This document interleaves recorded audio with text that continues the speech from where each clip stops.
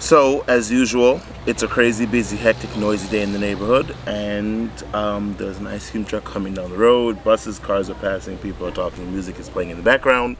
I hope I don't get a copyright strike because of the neighbor's music. So, with all that being said, I am going to now take you guys through, let's call this the second series, the second episode in our series on succulent plants. And today I want to talk to you guys about when you go to the store and you're shopping for succulents, what to look for, how plants might appear in the store, and to not be, timid or shy to pick up things that look like this, a hot mess, almost like me. I also ordered a box of Echeveria cuttings from Mountain Crest Gardens, and I'm going to be showing you guys how I put together an arrangement. But first I want to talk to you guys about this hot mess that I've got going on here. So I recently picked this up at Lowe's and I got it on sale. But before I get into that, actually, I want to show you guys this book that I recently picked up. It's really informative. It's Succulents, Choosing, Growing, and Caring for Cactuses and Other Succulents by John Bagnosco and Bob Reedmiller, if I'm saying their names right. I picked this up at Barnes & Noble. It wasn't too expensive, and it's been a wealth of information, and it's helped me actually identify a lot of the succulents that I have. For example, the reason why I bought this container is because of this Euphorbia trigona royal red. It gives you the origin, the culture, how hardy it is, propagation tips, blooms, and other information on many different types of succulents. So if you're in the mood to learn more about succulents and you can't find everything that you need online, you can pick up this book to help aid you. And no, I'm not paid to say that. So first and foremost, I picked this plant up at Lowe's the other day. This is an Echeveria Galaxy Blue. And you can see it's not the nicest looking plant. However, I picked it up for a few reasons. The top of it is really nice, although the bottom leaves don't look so hot, but that's normal. One thing when you're going to the store and you're buying succulents, don't touch the leaves, especially if they look like they have like powder on it. That's actually a powdery finish that these succulents develop naturally to protect them from scorching hot sun and other things like that. So when you go to the store, please don't touch the succulents. Admire them, look at them, but don't touch them. So all of that underneath of there is normal. So again, I don't know if I said this in the last video, but succulents grow from the middle and they grow outward. So the bottom leaves are the oldest leaves because they push new growth from the center, not like a traditional plant that pushes growth from the stalk. So all of this you can just literally tear out. And it does absolutely no harm to the plant. Don't need all of this soil and roots. So I'm gonna work with this plant as a cutting. So I'm just gonna go down to the root, chop it off. And now this is a cutting. Now, if you're gonna work with this plant outside as a cutting, you wanna make the end of this plant callus over. And what that simply means is it's no longer fleshy, it's kind of dry, and has a callus. And then you can stick it into your soil and it'll reroot, no problem. But I'm gonna show you a way around doing that so that way you don't have to wait for this thing to callus over. Next thing I'm gonna do is chop up this hot mess. Again, don't be afraid to chop up your succulents. So this whole stand of Cal and Chloe, like I want that pretty rosette at the top. So I'm just gonna come down here and snip it off. Simple as that. So I'm just gonna go around the plant and take off the pretty tops that I like to use for this arrangement. One thing that I did say that I was going to talk about in the last video on succulents that I actually, when I was rewatching the video, I realized I didn't talk about it, was fertilizing. If you're going to fertilize your succulents, which I really don't do because I just never have had luck with it, you want to use a cactus and succulent specific fertilizer. See, I'm just cutting that there. That's because they need specific nutrients, I suppose, that is, you know, specific and geared towards them. This Echeveria down here, I'm gonna just use my clippers and prune it out. But you can fertilize them. I personally don't. That's a beauty. That's a beauty. And again, I'm just gonna clean this up. All right, so now I'm gonna start on my arrangement. So I've got these guys, and I'm gonna be limbing up some of these a little bit more, and I'll show you what that is in a minute. But let me talk to you about your soil. I did mention in the last video that you can use generic garden soil, which this is generic garden soil, but I amended it with chicken grit. And I don't know if you can tell, but there are little purple stones or pieces of granite, which is chicken grit is actually pieces of granite, that I mixed into this to provide more drainage. Next thing, especially when you're working with cuttings, you want to make sure that you compact the soil. You don't want to build your arrangement at a certain height and then you come back in a few weeks and your arrangement has sunk and it doesn't have that tight look that it once did. That's because soil compacts. If you compact the soil before it does it itself, you have a better chance of your arrangement staying as it was the day that you put it together. So, majority of everything I'm going to be working with in this arrangement is going to be as a cutting. That means I'm going to get a longer quote-unquote vase life out of my arrangement. It's not going to get super long and leggy really quickly. So again, I cut all of my succulents up. I'm not waiting for them to callus over because my soil is bone dry. I mean, bone dry. There's no moisture anywhere near this whole thing. So first I'm going to start with my centerpiece, which I think I'm going to use this Galaxy, is it called? Galaxy Blue Echeveria. Now, what I could do is just sit it on top of the soil and it would be fine. And trust me, it'll root in. When you're working with succulents, soil just has to be a suggestion. They don't need soil. I could put super glue or tacky glue or Gorilla Glue on the end of this and plant this on a piece of driftwood and it would survive. So again, soil is just a suggestion. It's not a necessity. So I'm gonna use my little clippers here, make a small little hole and set it in.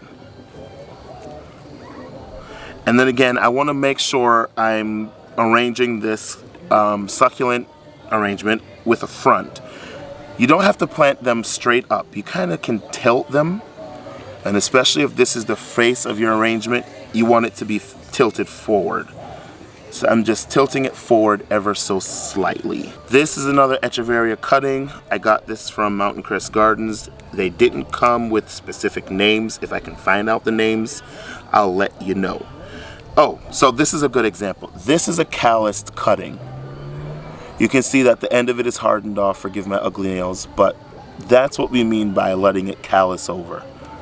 This is calloused, this is fresh. So you can see the difference there. So really and truly, you want to wait for them to callus over, but I'm not doing that. So now I'm just butting up this succulent to that one. And look at that. That's beautiful. And then I'm going to take one of my Kalanchoe, limbing it up just ever so slightly. And I'm going to stick that in the middle there.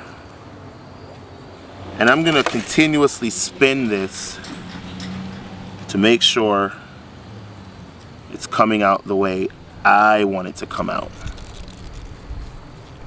Alright, so what I'm going to do, I'm holding this up. I know you can't see really well, but you'll see it in a minute. I'm holding these up the way that I want.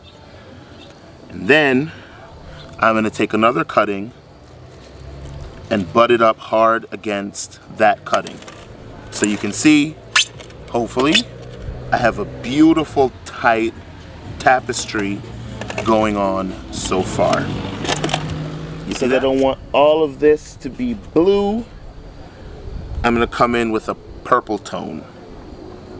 And again, I'm just sticking it in. Beautiful.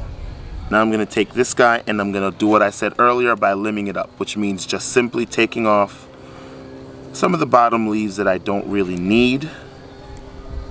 And if I wanted to, I could propagate them, and that just simply means setting them on top of dry soil like that, and then they'll root in. But I'm not in the propagating mood right now. So in order to break up all the blues and purples, I'm going to add in that little hint of green right there. And that is beautiful. It's shaping up really nice. Now I'm going to start to come out into my semicircle ever so slightly. I think I like how this one looks. You know, I didn't really plan for this arrangement to take on a blue-purple theme. But since that's the way it's going, we'll just work with it. Now, I know it kind of looks very diminutive, but once I get my top dressing in, it'll look more polished. And top dressing is simply just something to cover the soil. Now, I'm going to kind of give the arrangement a little bit of depth. Everything is kind of pointing outward. I'm going to set this one in straight up and down to kind of give the arrangement some movement. So I want it right there. Again, I've limbed it up. I've made a little hole. And I'm sticking this one straight up. And you can see how it gives the arrangement a little bit of movement, a little bit of depth, a little bit of, you know, contrast. Beautiful. Beautiful, beautiful, beautiful. And honestly, I could stop right here. And this would be stunning. It is a stunning arrangement. But I kind of want to just fluff out the edges right here with some of my sedums that are a little bit more diminutive. Now, when you're working with succulents as cuttings, it's important to keep track of one very important thing, and that's not to water this until these guys root in. And it's going to take at least a month for that to happen. They will be absolutely fine. They will not suffer because, again, succulents store water in their leaves. So as long as their leaves are nice and plump, they will do absolutely fine. So again, do not water your arrangement containing cuttings for at least 1 full month. It can happen before that, and it can happen later than that. But again, you want to give it time. And all you have to do to know whether or not they're rooted in is just pop one out. Take a look. If you see roots, you can start to give it some light water. If you don't see roots, leave it alone. Again, folks, I think that'll do it. I don't want to make this one too fussy. And it's nice and tight how it is. So I think the only thing that I need now is some top dressing rock. And we are good as gold. So just to recap, don't be afraid to cut your succulents up and work with them as cuttings. They'll do fine. Succulents store water in their leaves. You don't have to fertilize them if you don't want to. And when you look at them in the store and the bottom leaves look kind of tattered, again, remember, that's natural. That's how succulents grow. They push new growth from the center of the plant, and the leaves at the bottom are the oldest leaves, which mean that they're going to decay, they're going to die, they're going to fall off. That's the natural life cycle of the plant. So as you can see with this little example here, all of that under the bottom simply needs to be pulled off, and it will again grow new leaves, new foliage from the center of the plant. If you're working with succulents as cuttings in spring or summer and you're going to leave your arrangement outside, make sure that it's in a protected spot, because these guys will suffer from sunburn if left exposed with no roots.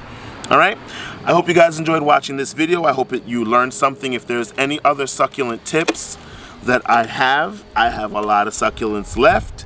And again, we are moving into the winter. Things are getting cold. The garden outside is shutting down. So we're going to be shifting a lot of our projects indoors, which means the channel is going to be shifting to more houseplants, succulents, and aquarium videos. So I hope you guys will stay for the ride. Again, remember to like, comment, subscribe, and share. Thank you guys so much for the recent subscribers and for all of the comments that you guys are making.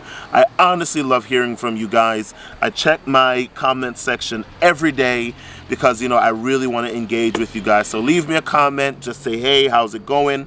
Let's start a conversation. Again, remember to like, comment, subscribe, share this video, and I will see you guys in the next one. Take care, God bless, and remember, in all things, give thanks.